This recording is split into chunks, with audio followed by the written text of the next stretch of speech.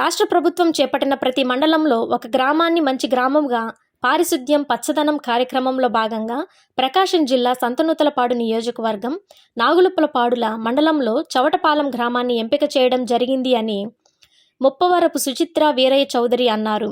ఈ సందర్భంగా ఆమె మాట్లాడుతూ చవటపాలెం గ్రామాన్ని theme 5 clean and green village కార్యక్రమం ద్వారా రాష్ట్ర ప్రభుత్వం ఎంపిక చేయడం సంతోషం కలిగించింది అని అన్నారు. మన ఊరు బాగుంటే మనం బాగుంటామని ఆమె తెలిపారు. ఈ కార్యక్రమంలో మండల పార్టీ అధ్యక్షుడు Tella Manoj, ZP CEO Chiranjeevi, Nagulappalapadu MPDO Tella Ravikumar, deputy MPDO S Sunil Babu, ETC Bapatla principal Srinivasarao, ETC vice principal Pamidi Padmaja, sarpanch Katragadda Vanaja, నియోజకవర్గ రైతు విభాగం అధ్యక్షుడు ఇంటూరి శ్రీనివాసరావు, గ్రామ పార్టీ అధ్యక్షులు దొడ్డ సీతారామయ్య, క్లస్టర్ ఇన్ఛార్జ్ ఈదర వెంకటకృష్ణారావు, చెన్నారెడ్డి శ్రీనివాసరావు, చెన్నారెడ్డి కృష్ణ, కవిల వినోద్, పారిశుద్ధ కార్మికులు తదితరులు పాల్గొన్నారు. ఈరోజు ఈ కార్యక్రమానికి హాజరైన అధికారులకు, నాయకులు, కార్యకర్తలకు, తెలుగుదేశం పార్టీ అభిమానులకు అందరికీ నా నమస్కారం. ముఖ్యంగా నాగులుప్పలపాడు మండలంలోని చవటపాలెం గ్రామం, నేను ప్రాతినిధ్యం వహిస్తున్న చవటపాలెం గ్రామాన్ని ఈ కార్యక్రమానికి ఎంపిక జరగడం నేను అలాగే ముఖ్యమంత్రి నారా చంద్రబాబు నాయుడు గారికి, డిప్యూటీ సీఎం పవన్ కళ్యాణ్ గారికి, నారా లోకేష్ అన్న గారికి, ఎమ్మెల్యే విజయ్ కుమార్ గారికి నా కృతజ్ఞతలు తెలియజేసుకుంటున్నాను. ప్రభుత్వం ఎన్నో కార్యక్రమాలు చేపడుతుంది.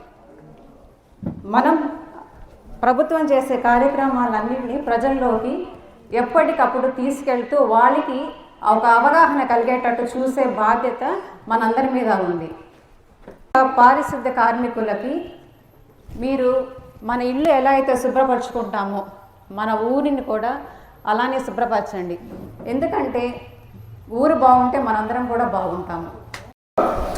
ప్రతిష్టాత్మకంగా తీసుకుంది. గ్రామాల్లో ఉన్నటువంటి పారిశుద్ధ్యం మరియు పచ్చదన కార్యక్రమాన్ని గ్రామాల్లో ఎక్కువగా మరి అపరిశుద్ధంగా ఉంది కాబట్టి దీన్ని మంచిగా చేయాలనే ఉద్దేశంతో ప్రతిష్టాత్మకంగా తీసుకుంది.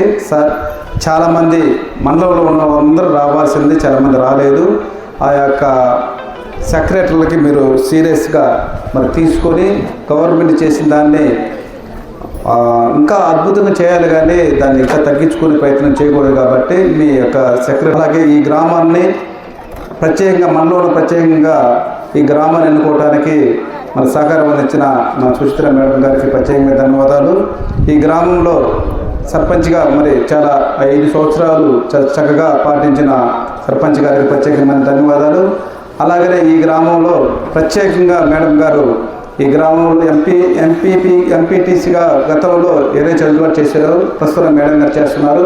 ఈ గ్రామంలో నాకు ఒకటే చెప్పారు, ఇప్పుడు దాకా బాగా జరిగింది, ఇక్కడి నుంచి ఇంకో లెక్క గ్రామాన్నే 50% ఉన్నదానికన్నా డ్రైనేజ్ వ్యవస్థ కానీ అలాగే రోడ్లు కానీ పారిశుద్ధ్య విషయంలో చాలా జాగ్రత్త తీసుకోవాలని నాకు చెప్పడం జరిగింది. అలాగే ఈ గ్రామంలో మరి ఎస్సీ కాలనీకి చాలా చండాలంగా పరిసర ప్రాబ్లం బాగా లేకపోతే వెంటనే అక్కడ చుట్టూరు పరిశీలించమని మరి ఇక్కడ సర్పంచ్ గారిని అడగటమో వాళ్ళు వెంటనే అంగీకరించడం చాలా సంతోష విషయం. మేడం గారు ఈ విషయంలో శ్రద్ధ తీసుకున్నందుకు ప్రత్యేకమైన ధన్యవాదాలు. గత రాబోయే 6 నెలల్లో ఈ గ్రామంలో దరిదాపు అన్ని డ్రైన్స్, సిమెంట్ రోడ్లు వేసే విధంగా ఒక ప్రణాళిక తయారు చేస్తున్నారు. గ్రామస్తులు కూడా దాన్ని సహకరించి మరి రోడ్లకు ఇటువైపులా అటు ఇటువైపు చెట్లు నాటడానికి కూడా మరి ఏపీఓ గారు రవి గారు ఉన్నారు, మేడం గారు చెప్పున్నారు. ఎన్ని చెట్లు కావాలో ఒక ప్రణాళిక సిద్ధం చేయండి సార్.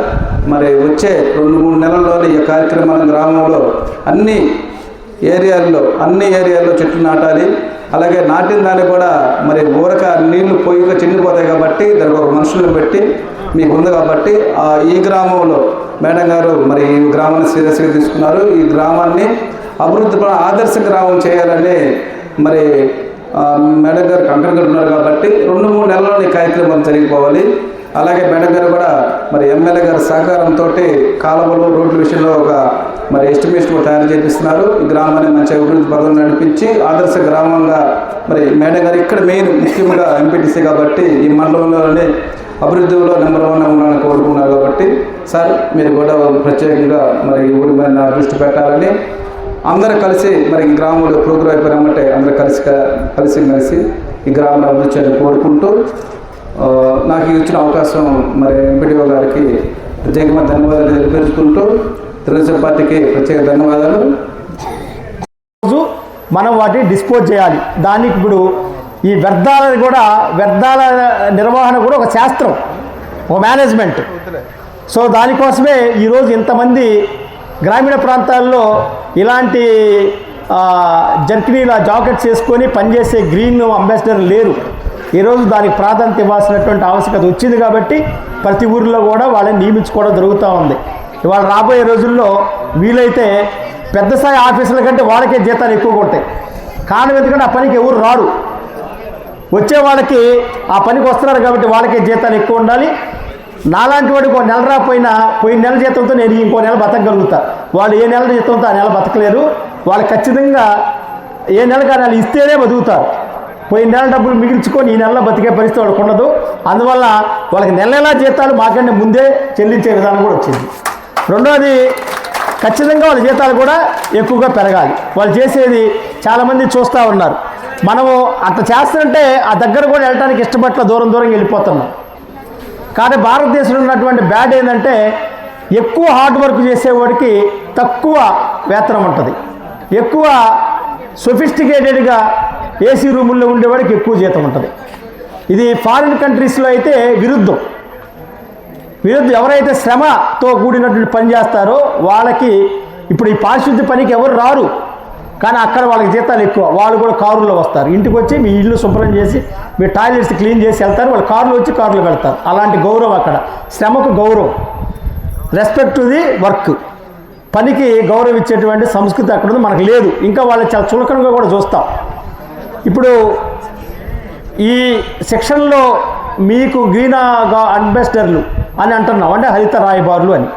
పరిసరాలని పరిశుభ్రత కోసం దూతలు. మీరు తెల్లగా ఉండేటువంటి వాళ్ళని చూసి దూతలు అనుకుంటాం, కానీ ఇప్పుడు మీరు ఎర్రగా వేసుకున్నారు, మీరు గ్రామాల్లో దూతలు, గ్రామాన్ని పరిశుభ్రపరిచేటువంటి దూతలు. సో మీకు ఈ సెక్షన్లో తల్లిదండ్రులు కష్టపడే చేతులతో గట్టిగా కొట్టాలి.